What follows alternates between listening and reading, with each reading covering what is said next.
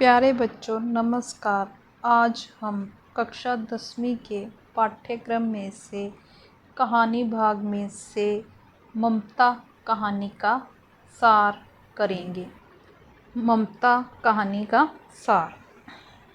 ममता शीर्षक कहानी हिंदी के प्रमुख छायावादी कवि एवं नाटककार श्री जयशंकर प्रसाद द्वारा लिखी गई है।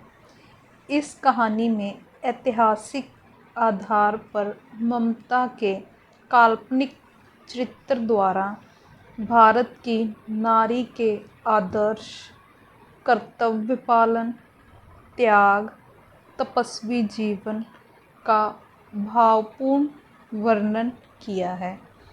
इस कहानी में प्रसाद जी ने यह भी स्पष्ट करना चाहा है कि बड़े बड़े सम्राटों को बनाने में जिन लोगों का हाथ रहा है, इतिहास ने उन्हें एकदम भुला दिया। यह इतिहास का एवं हम सब का उनके प्रति अन्याय है। ममता रोहतास दुर्ग के मंत्री चूड़ामणि की जवान विधवा बेटी थी। बेटी के भविष्य के प्रति चूड़ामणि सदैव चिंतित रहा करते थे। उन दिनों देश में शेरशाह सूरी का शासन था। चूड़ामणि अपने दुर्ग की सुरक्षा के प्रति सदा चिंतित रहते थे। इसी उद्देश्य के लिए उन्होंने शेरशाह से मित्रता करने की कोशिश की। शेरशाह का भी अपने स्वार्थ के लिए रोहतास दुर्ग पर अधिकार करना जरूरी था। इस कारण शेरशाह ने चूड़ामणि को सोने, चांदी और हीरे जवाहरात से भरे थाल रिश्वत के रूप में भेंट किए। चूड़ामणि की बेटी ममता यह देख हैरान रह गई। उसने अपने पिता से वह भेंट लौटा देने का आग्रह किया, पर चूड़ामणि ऐसा न कर सके। इस संधि को हुए अभी एक दिन भी नहीं बीता था कि शेरशाह के सिपाही स्त्री वेश में रोहतास दुर्ग में प्रवेश कर गए। चूड़ामणि को जब पता चला तो उसने आपत्ति की, किंतु पठान सैनिकों ने उनकी हत्या कर दी और दुर्ग अपना अधिकार कर लिया। रोहतास का खजाना लूट लिया गया।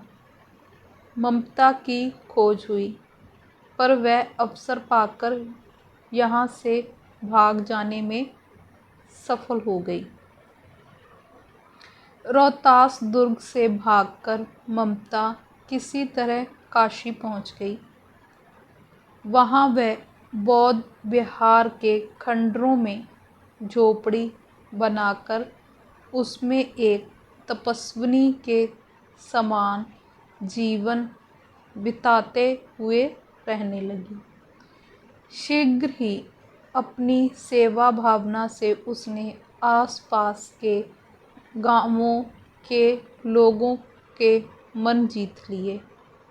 इस कारण ममता का गुजर बसर ठीक तरह से होने लगा। एक रात जब ममता पूजा पाठ में मगन थी, उससे अपनी झोपड़ी के द्वार पर एक भयानक सी शक्ल वाले व्यक्ति को खड़े देखा। ज्यों ही ममता ने द्वार बंद करना चाहा, उस व्यक्ति ने रात भर झोपड़ी में आश्रय की भीख मांगी।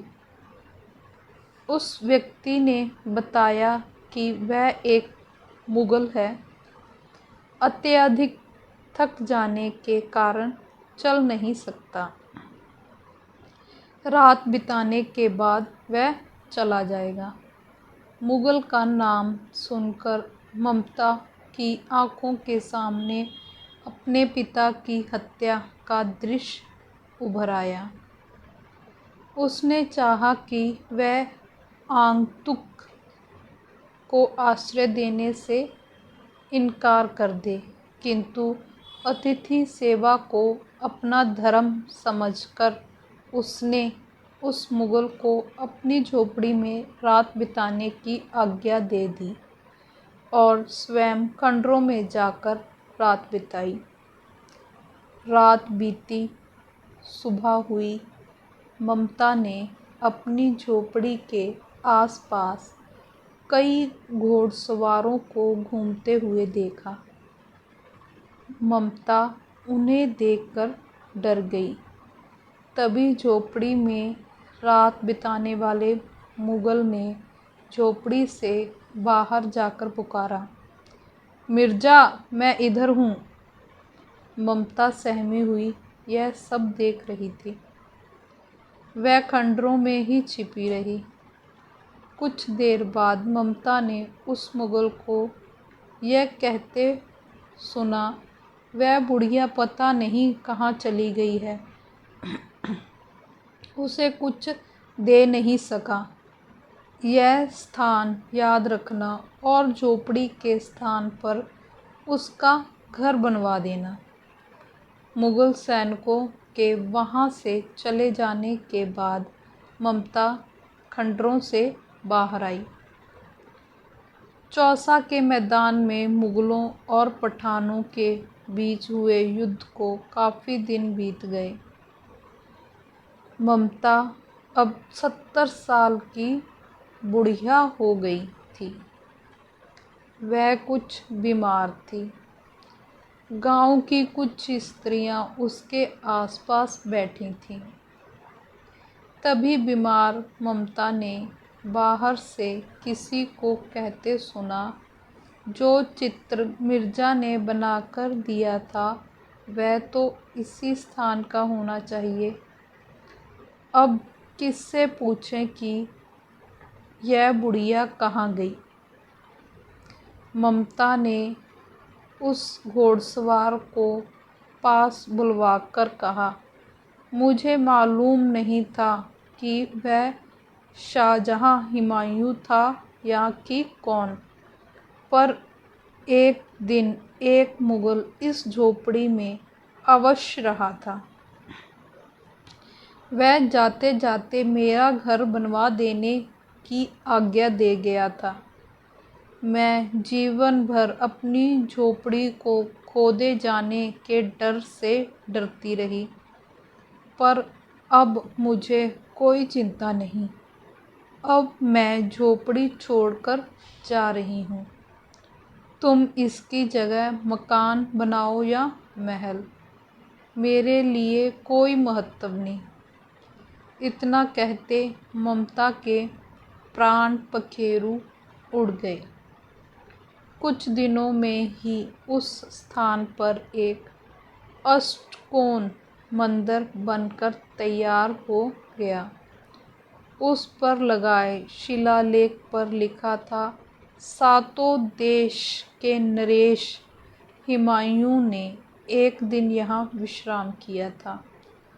उनके पुत्र अकबर ने यह गगनचुंबी मंदिर बनवाया। प्रसाद जो कहानी के अंत में लिखते हैं, पर उस पर ममता का कहीं नाम नहीं था। धन्यवाद।